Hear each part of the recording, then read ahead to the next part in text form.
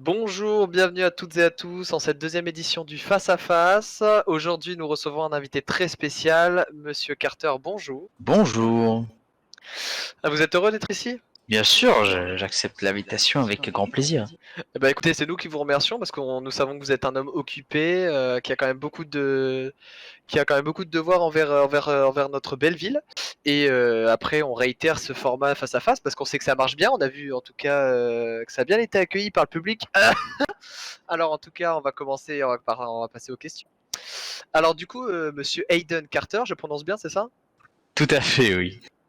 Monsieur Hayden Carter, présentez-vous pour commencer. Qui êtes-vous? Où êtes-vous né? Alors, eh bien, écoutez, Hayden Carter, hein, comme vous l'avez assez bien dit. Je suis né dans le Mississippi et en arrivant ici, j'ai eu quelques petits projets. Au départ, vraiment, la médecine a toujours été mon domaine de prédilection. Et au final, je me suis un petit peu intéressé avec Monsieur Delormeau que j'ai rencontré justement à l'hôpital et on a décidé de se présenter aux élections gouvernementales que nous avons remportées. Donc on a pu siéger au gouvernement pendant 3 mois. On va y revenir plus tard parce que c'est un sujet pas pour commencer. On va laisser un petit peu le suspense. Qu'est-ce qui vous a fait venir en ville? Donc depuis quand y êtes-vous? Et puis racontez-nous. Ah, eh bien écoutez, ça va faire quand même quelques mois, hein, je dirais peut-être au moins 6 ou 7, hein, facilement 6 ou 7 mois que je suis ici. Puis tout simplement car avec ma famille, on a décidé de changer de vie, de notre vie banale du Mississippi, on avait besoin de changement. Vous êtes venu avec quel membre de votre famille? Ah bah un frère, D'accord. oui, mais Il est en ville? pas très souvent, on va dire qu'il est reparti dans son pays. D'accord. Dites-nous du coup quand vous êtes arrivé en ville, votre premier emploi, dites-nous. Eh bien écoutez, quand je suis arrivé en ville, j'ai directement postulé aux EMS auprès de monsieur Thomas Morales, qui était à l'époque directeur de l'hôpital. Et D'accord. j'ai eu de la chance puisque ma candidature a été retenue très rapidement et j'ai pu du coup exercer directement. Donc du coup ça a été, si ça a été votre premier emploi en soi, ça veut dire que ça a été une véritable passion ou juste, un coup de chance? Tout à fait, c'est une passion. Enfin, moi j'ai fait du coup mes études au Mississippi pour devenir docteur et puis voilà, c'est bien ce que j'ai précisé dans mon CV et ça a plu et ça a marché. Du coup. D'accord. Et donc du coup votre candidature a été, bien heureusement retenue ou est-ce qu'il y a eu des complications? Alors franchement, j'ai pas pas à me plaindre concernant ma candidature puisque j'avais même reçu un petit message du directeur en personne en disant que il était très content de voir une candidature avec une certaine petite mise en forme car j'aime beaucoup aussi le graphisme. D'accord, d'accord. Dites-nous du coup, est-ce que depuis que vous êtes en ville, vous avez eu des problèmes avec la justice? Des problèmes avec la justice, franchement non. On va dire il y a des moments où il y a des choses qui m'étaient reprochées et finalement tout s'est bien terminé. Ça a pu être démenti et tout s'est bien passé, D'accord, on pourra en revenir plus tard. bien sûr. Hem Et donc du coup, juste pour revenir rapidement, du coup, on a dit qu'on en parlerait après. Donc du coup, vous connaissiez Monsieur Delormeau depuis longtemps? Tout à fait, mais depuis comment on est rentré à l'hôpital presque en même temps, lors des sessions de recrutement, il me semble que oui, oui, on s'est rencontrés Il très très travaille rapidement. avant de passer le barreau, il travaillait chez les EMS? Bien sûr, D'accord. Et bien donc sûr, c'était un bon collègue de travail, c'est ça? Ou une tout à véritable fait. amitié? Oh, franchement, bon collègue et bonne amitié, ça je peux pas le dire. Un vrai frère. D'accord. Bon, en tout cas, ça se voit puisqu'il vous a quand même proposé le poste de vice-gouverneur. Donc, ça veut dire qu'il y a une réelle relation entre vous. Et puis, puis, en tout cas, ça s'est vu durant votre mandat. Du coup, juste pour revenir du coup sur la partie EMS, donc expliquez-nous votre rôle, fonction au sein de la ville en tant que directeur des EMS. Très bien. Alors voilà, donc directeur des EMS, qu'est-ce que c'est? C'est à la fois de gérer l'équipe des EMS du Pillbox Hill, et c'est aussi assurer la bonne santé de tous nos citoyens. D'accord. Et du coup, hormis le fait de soins en tant que directeur, donc vous êtes médecin, on est d'accord? Mhm. Et vous représentez par exemple, du coup, j'imagine bien les EMS aux réunions patronales, c'est bien ça? Tout à fait. Et au niveau de la charge de travail, est-ce que c'est chronophage? On va dire que les EMS, bah voilà, on peut pas prévoir, on va dire le travail, c'est que les accidents, bah ça arrive à tout moment. Il faut être disponible à tout moment de la journée. Ça peut très bien être en matinée, comme en soirée ou pendant la nuit. Donc on a essayé de faire en sorte d'avoir des EMS un petit peu tout le temps. Mais c'est assez difficile d'organiser ça parce que voilà, tout le monde n'est pas disposé à travailler de nuit ou très D'accord. tôt le matin. Vous aimez particulièrement votre travail? Bien sûr, une vraie passion. D'accord. Est-ce que vous vous êtes déjà senti en danger vis-à-vis de votre emploi? De votre statut peut-être au Hmm, sein de la ville? Franchement, non. Non, non. Je pense que faire assez bien mon travail et en tout cas, je suis très preneur s'il y a des critiques à mon égard. D'accord. Donc du coup, aussi pour faire une parenthèse sur les EMS, parlez-nous un petit peu de votre effectif, votre équipe, du coup au Philbox Hill, est-ce que, donnez-nous des noms, dites-nous, si, leur manière de travailler et cetera, on vous écoute. Bien sûr. Alors tout simplement, en tant que directeur, voilà, moi je fais tout ce qui est les représentations, paiement des impôts, tout ce qui est plutôt administratif. Et j'ai une adjointe qui est très présente, qui est Madame du coup Brooke Davis, D'accord. qui m'aide justement dans toutes ces tâches et qui elle s'occupe justement des entretiens en très grande majorité, parce que j'en fais aussi de mon côté, mais forcément moins qu'elle. Donc c'est sûr que sans elle, je pense que je serais un petit peu dans la panade, comme on pourrait dire.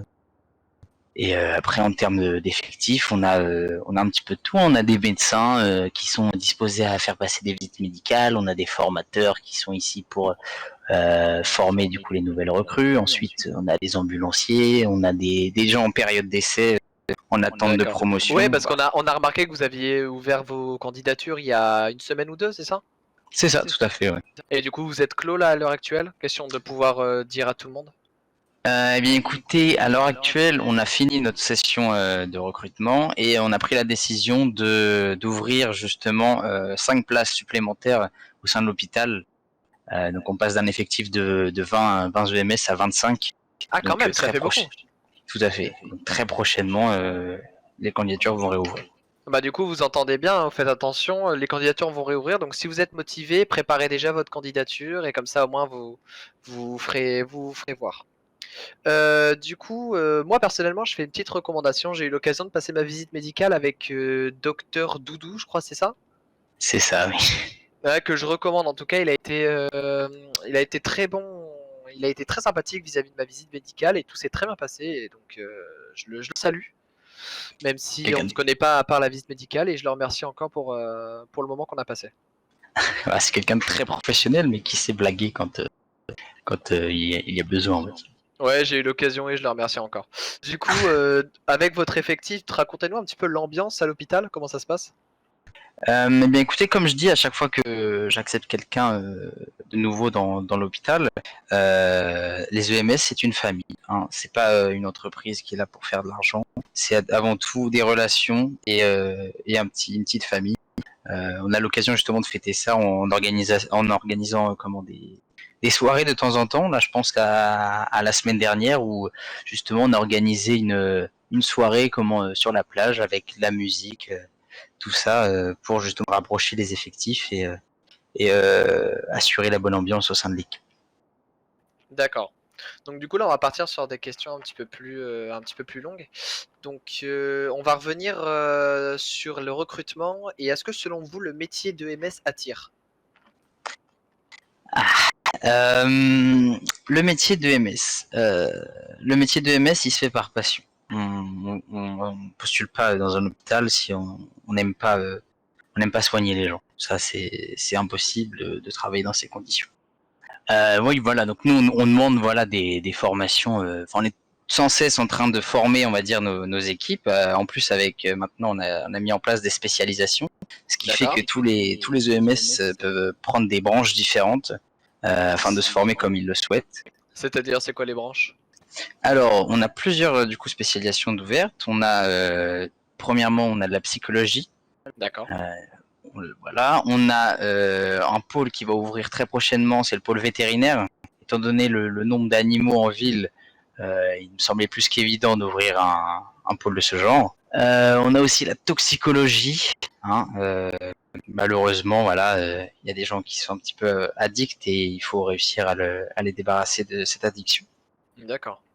On a des pôles de chirurgie, de kinésithérapie. On a aussi de la sexologie qui a été ouverte à la demande de citoyens aussi. D'accord.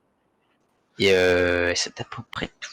En tout cas, pour revenir à la question précédente, où vous avez parlé du coup la réelle communauté, la réelle ambiance qui se passait à l'hôpital comme une famille.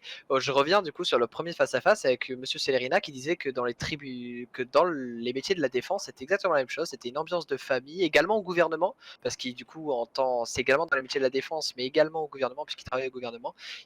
On dirait que dans ces métiers du coup qui coïncident avec le gouvernement ou les métiers du coup publics, il y a réellement une véritable ambiance de famille. Tout à fait, oui, ça je le confirme sans aucun souci. Et je pense que si vous interviewez quelqu'un du LSPD, il vous dira la même chose. Hein. Tous les métiers du service public liés justement aux citoyens, les équipes sont toujours forment une petite famille. D'accord.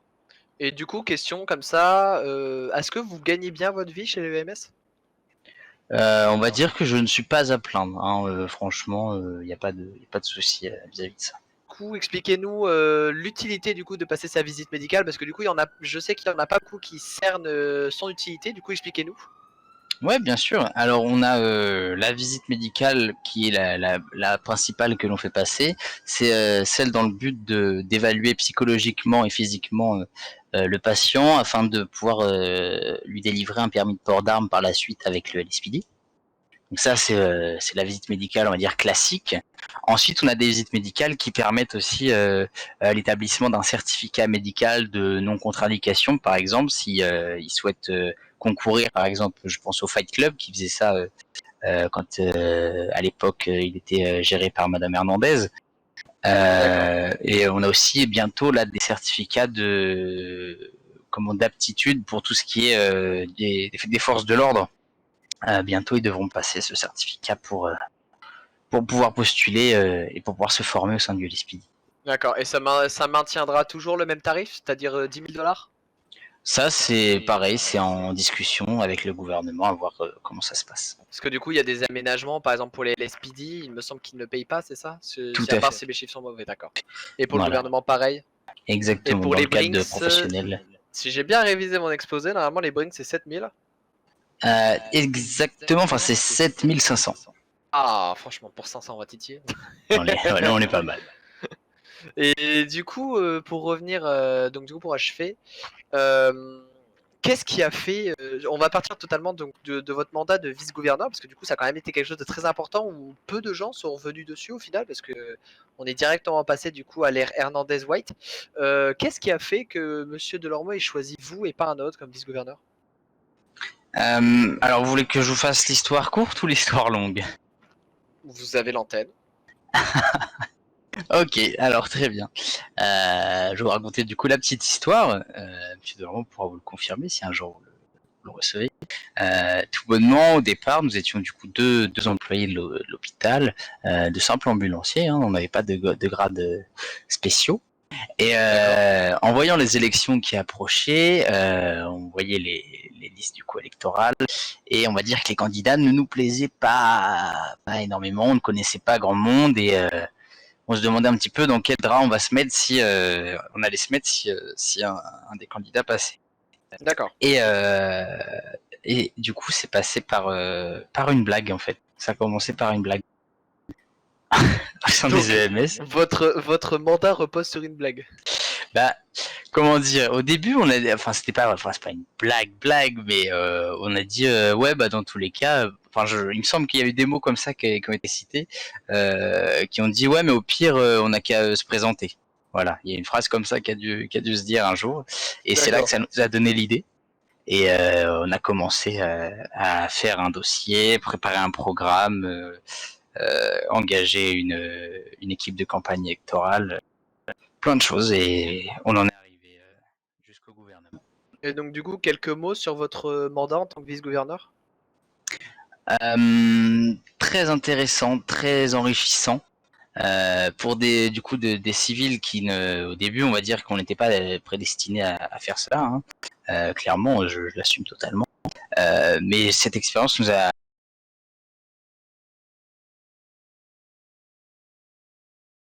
sur nos citoyens aussi, parce qu'on a pu faire la rencontre de beaucoup de gens par la notoriété de gouverneurs et de vice-gouverneurs.